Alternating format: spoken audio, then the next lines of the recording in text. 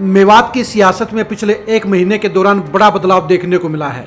नूह में हुई हिंसा के बाद वहां के सियासी हालात पूरी तरह से पलट गए हैं। 2019 के चुनाव में मेवात में सिर्फ बीजेपी और कांग्रेस के बीच में सीधी टक्कर हुई थी। इनेलो के विभाजन के बाद न तो इनेलो वहां पर टिक पाई और न ही जेजेपी कोई कमाल कर दिखाई। इससे पहले मेवात में हमेशा कांग्रेस और इनेलो के बीच में ही टक्कर होती थी। एक चुनाव में इनेलो के विधायक ज़्यादा बनते थे तो दूसरे चुनाव में कांग्रेस बाजी मारती थी। लेकिन 2019 के चुनाव में बीजेपी के पक्ष में माहौल होने के चलते और इनेलो के 3 पूर्व विधायकों के बीजेपी में शामिल होने के बाद वहां हालात बदल गए और मुकाबला सीधा बीजेपी और कांग्रेस के बीच में हुआ, जिसमें कांग्रेस तीनों विधायक बनाने में सफल रही। लेकिन 2024 को लेकर पिछले एक महीने में ही पूरी तरह से फिर से हालात पलटी खा गए हैं। अब साफ तौर पर नजर आ रहा है कि मेवात में 2024 में मुकाबला कहीं ना कहीं कांग्रेस और आईएनएलडी के बीच में होगा। जी हाँ, आप चौंक गए होंगे कि बीच में आईएनएलडी क्यों आ गई है। आईएनएलडी 2019 के चुनाव में मेवात में चौथे नंबर पर रही थी, लेकिन 2024 के चुनाव में वो पहले और दूसरे नंबर पर तीनों सीटों पर लड़ाई लड़ने का काम कर सकती है। ये सारा हुआ है नूह में हुए फसाद के चलते। नूह में हुए फसाद के चलते जहां बीजेपी के खिलाफ पूरा मुस्लिम वोट बैंक एकजुट हो गया है, तो वहीं पर भी जेजेपी के साथ भी सरकार की हिस्सेदारी होने का नजला जरूर गिरेगा। जेजेपी बेशक आज की डेट में मुस्लिम वोटरों के साथ खड़े होने का दम भरती है। दुष्यंत चौटाला ने मेवात को लेकर मुस्लिमों के पक्ष में बयानबाजी भी की थी, उनके साथ में खड़ा होने का काम भी किया था। लेकिन बीजेपी के साथ सत्ता में हिस्सेदारी होने के चलते दुष्यंत चौटाला के साथ में मुस्लिम वोटर ज़्यादा अपने आप को पॉजिटिव लामबंद नहीं समझ रहे हैं और वो कहीं ना कहीं जेजेपी और बीजेपी दोनों के खिलाफ नजर आ रहे हैं। ऐसे में 2024 में कांग्रेस के खिलाफ मैदान में सिर्फ और सिर्फ आईएनएलडी ही टिकती हुई नजर आ रही है। इसकी सबसे बड़ी वजह आज की इस मीटिंग की फोटो देखिए। आज अभय सिंह चौटाला ने नूह में 25 सितंबर को कैथल में होने वाली रैली को लेकर वर्करों की मीटिंग की थी। आप खुद ही देखिए, इतनी बड़ी संख्या में वर्कर इनेलो के लिए जुटना 4 साल पहले ही नसीब होता था। अब पार्टी में हुए विभाजन के बाद इनेलो मेवात में हाशिए पर चली गई थी और ऐसे में आज की मीटिंग में यह भारी हुजूम बता रहा है कि इनेलो मेवात में वापसी कर गई है। मेवात का ये नज़ारा बता रहा है कि मेवात के कांग्रेस विरोधी वोटरों के लिए एक बार फिर से इनेलो सबसे बड़ी पार्टी बन सकती है। वो सीट जीते या न जीते वो अलग की बात है, लेकिन कहीं ना कहीं आज की तारीख में मेवात में बीजेपी और जेजेपी से आगे आईएनएलडी आज की इस बैठक के आधार पर नजर आ रही है। ये बाद में तय होगा कि इनेलो के साथ कितने बड़े नेता जुड़ेंगे। मेवात की सियासत कुछ अलग टाइप की है। वहाँ पर 5-6 गिनती के बड़े सियासी परिवार हैं और उन्हीं परिवारों में से ही विधायक बनते रहे हैं। आज के टाइम में जहां कांग्रेस तीनों विधायकों के साथ टॉप पर खड़ी है, तो उसका मुकाबला करने के लिए बाकी के परिवार कहां जाएंगे। बीजेपी के साथ खड़े हुए जाकिर हुसैन और दूसरे नेता आज के टाइम में अपने आप को गड़बड़ में समझ रहे हैं।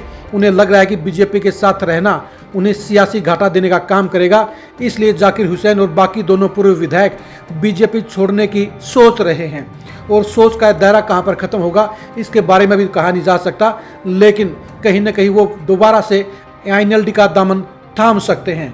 आईएनएलडी नहीं मिलेगी तो वो जेजेपी में जा सकते हैं, लेकिन ये तय है कि बीजेपी के बड़े मुस्लिम नेता अब वहां पर लंबे टाइम तक नहीं टिकेंगे और वो अगले चुनाव से पहले पलटी जरूर मारेंगे। हम बात कर रहे थे आज की नूह में हुई अभय चौटाला की वर्कर मीटिंग की। आप खुद ही देखिए इस वर्कर मीटिंग में कितनी ज़्यादा संख्या में आपको वर्कर नजर आ रहे हैं।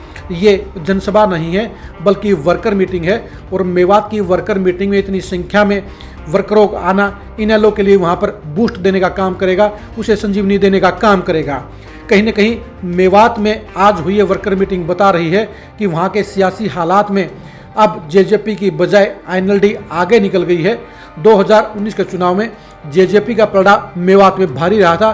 दुष्यंत चौटाला का क्रेज वहां पर जमकर बोला था। इसी वजह से जेजेपी के प्रत्याशियों को इनेलो से ज़्यादा वोट मिले थे। लेकिन 2024 की कहानी का अभी से ट्रेलर नज़र आ रहा है, जिसमें आईएनएलडी के साथ मुस्लिम वोटरों का कहीं ना कहीं बड़ा खेमा जुटता हुआ नज़र आ रहा है।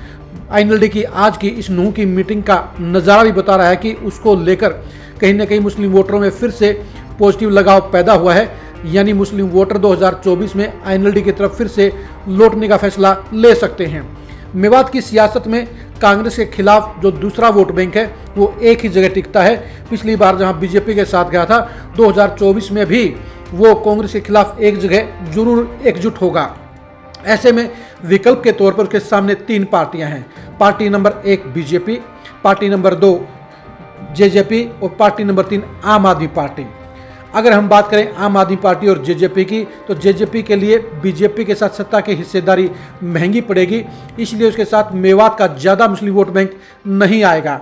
बेशक दुष्यंत चौटाला की किसी भी कामकाज में, किसी भी गतिविधि में मुस्लिम विरोधी होने का कोई पुट नहीं है, कोई कार्रवाई नहीं है, लेकिन उन्हें बीजेपी के साथ रहने का नुकसान होगा, इसलिए उनकी पार्टी के प्रत्याशियों को 2024 में ज़्यादा वोट नहीं मिलेंगे। आम आदमी पार्टी अभी इस हालात में नहीं है कि मेवात के मुस्लिम वोटरों की पहली चॉइस बन सके। उसके लिए अभी लंबा सफर उसे तय करना पड़ेगा। उसके पास ऐसे नेता भी नहीं हैं जो आम आदमी पार्टी को कांग्रेस के सामने विकल्प के तौर पर खड़ा कर सकें। ऐसे में परंपरागत वोट बैंक के चलते इनेलो कहीं न कहीं वापसी कर रही है। इनेलो के लिए मेवात में वापसी करना ज़्यादा मुश्किल नहीं है, क्योंकि कांग्रेस विरोधी वोटरों का सदा से ही पहला विकल्प चौटाला परिवार की पार्टी रही है। ऐसे में 2024 के चुनाव में इनेलो को मेवात में बड़ी वापसी मिल सकती है। फिलहाल सत्ता के विरोध में कहीं न कहीं कांग्रेस का पलड़ा भारी मेवात में नजर आ रहा है और इसीलिए 2024 के चुनाव में मेवात में पहली बार 3 के 3 कांग्रेस विधायक दोबारा से भी जीत सकते हैं। यह ऐसा पहला मौका होगा जब मेवात में कांग्रेस दोबारा से विपक्षी पार्टियां, विरोधी पार्टियों का सुपड़ा साफ कर सकती है, लेकिन उसके लिए इनेलो मैदान खाली नहीं छोड़ेगी। यानी इनेलो के साथ कांग्रेस का कांटे का मुकाबला हो सकता है। अगर कांग्रेस के विरोधी वोट बैंक 3 जगह पर बटे तो कांग्रेस को फायदा होगा, और अगर जेजेपी और आम आदमी पार्टी ढीली रहेगी, उनका वोट बैंक ज़्यादा नहीं बढ़ा और वोट बैंक इनेलो के साथ में लामबंद हो गया, तो फिर कांग्रेस और आईएनएलडी के प्रत्याशियों के बीच में कांटे की टक्कर होगी। अभय सिंह चौटाला की आज की इस बैठक का नज़ारा इसलिए भी खास है क्योंकि सिरसा, फतेहाबाद, हिसार, भिवानी, दादरी और रेवाड़ी की मीटिंगें बता रही हैं कि वहाँ का माहौल 25 सितंबर की रैली को जहाँ थोड़ा बहुत ढीला था, वहीं पर मेवात की वर्कर मीटिंग सबसे ऊपर रही है।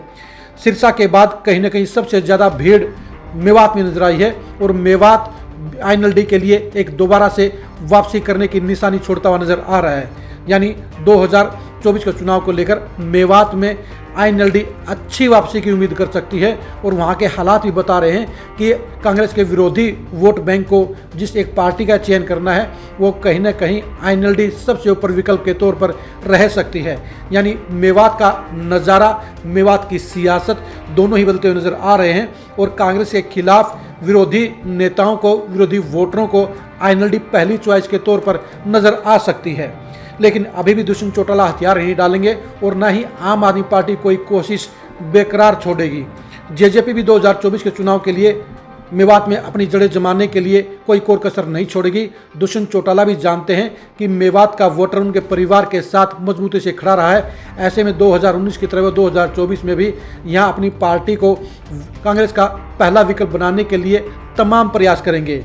लेकिन बात फिर वही घूम फिर कर आ जाती है कि बीजेपी के साथ गठबंधन उनके प्रयासों पर पानी फेरने का काम करेगा।